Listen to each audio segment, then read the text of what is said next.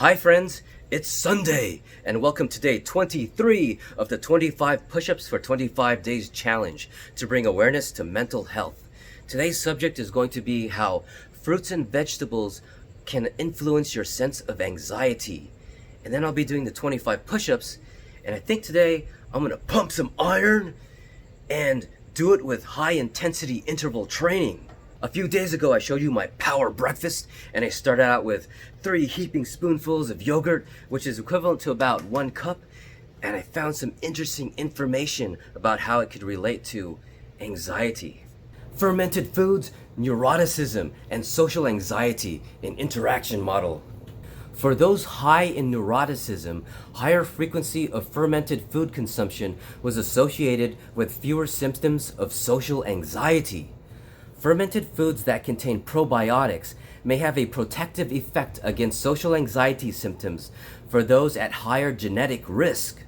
Consumption of fermented foods that contain probiotics may serve as a low-risk intervention for reducing social anxiety.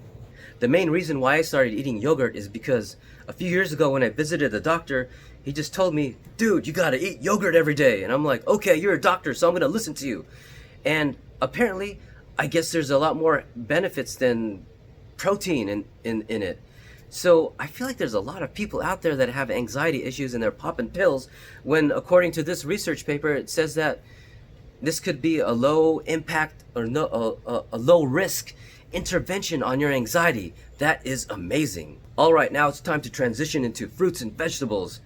And just as a heads up, I have a problem eating raw broccoli. Like, you know, when you go to a party and there's the platter of like carrots and broccoli and hummus, man, I feel like I'm super bloated when I eat broccoli. But it's different when it's cooked.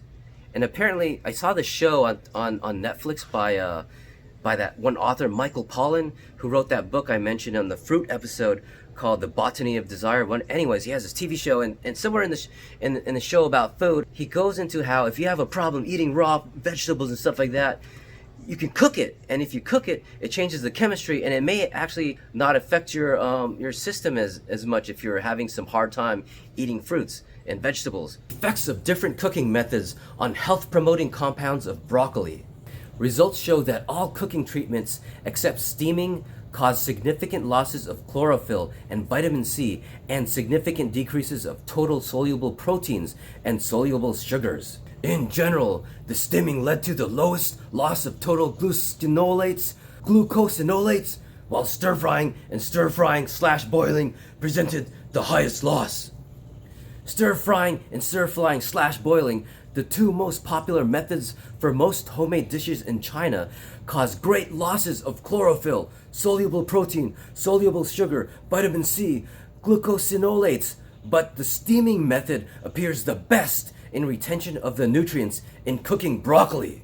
Wow, so it looks like if you're gonna cook your vegetables, you better steam it, because if you don't and you boil it or stir fry it, you're gonna lose all the nutrients.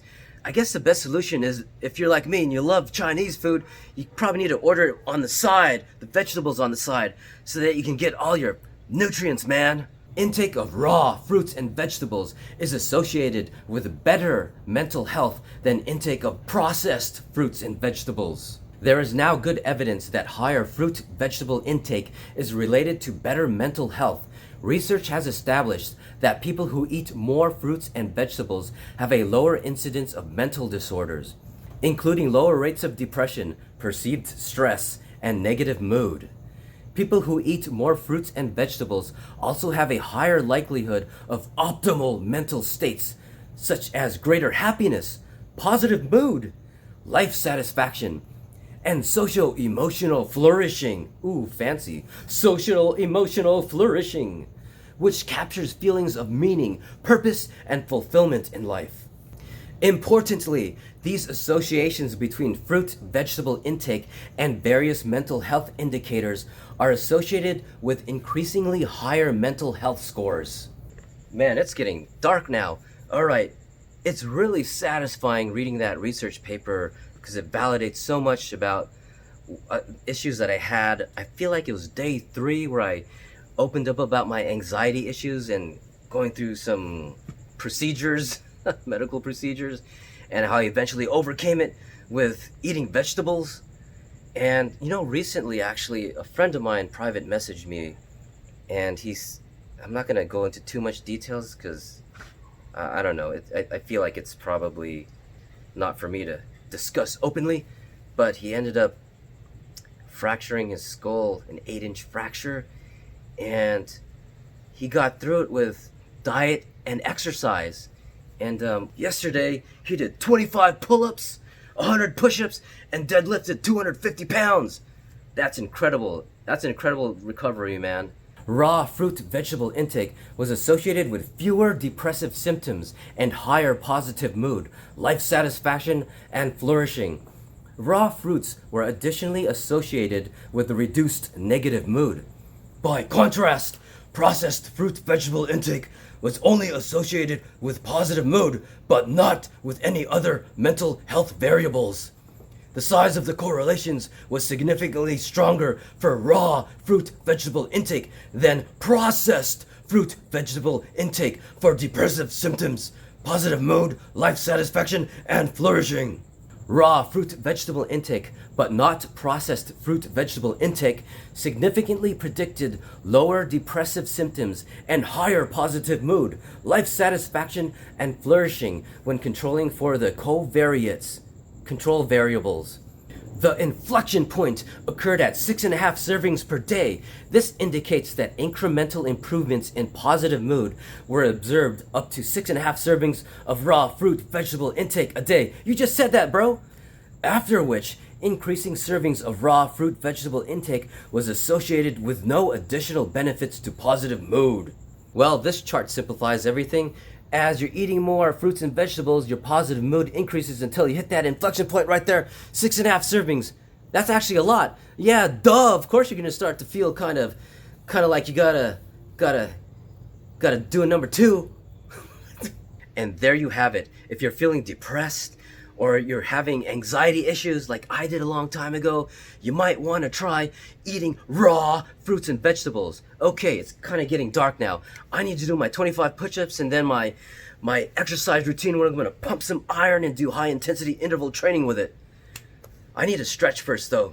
Oh, and one more thing before I forget. If you're having problems eating raw fruits and vegetables like me, then just steam it. Don't boil it or stir fry it, and you'll have all the nutrients you need, according to science.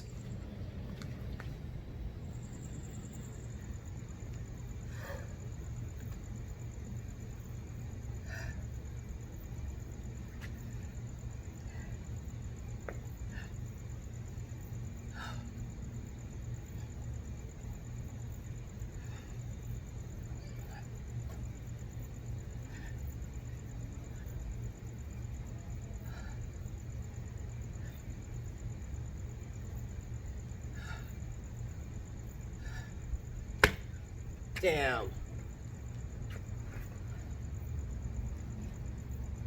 Okay, maybe I'll do something different.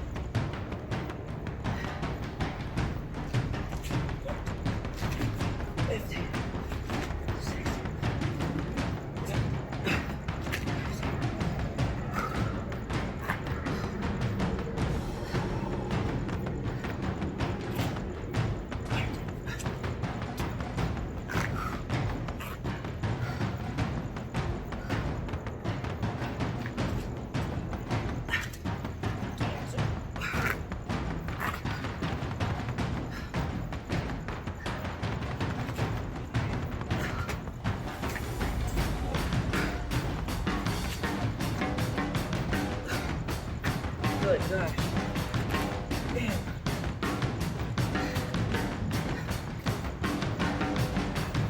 I tried, man. I'm a little bummed out that I didn't do as good as I did the first time trying that. Alright, well anyways, Now it's time to do some pump and iron with high intensity interval training. I have dumbbells, but I don't have a dumbbell rack, but I have this wonderful wagon that works really well. Yeah, let's do some, let's go, man. Yeah. Today I feel like listening to Dulab Station. Let's see what we got here. Well, it's Sunday, Henry Pope. Let's listen to the Pope on Sunday. Turn this bad boy up. All right. And begins 30 minutes.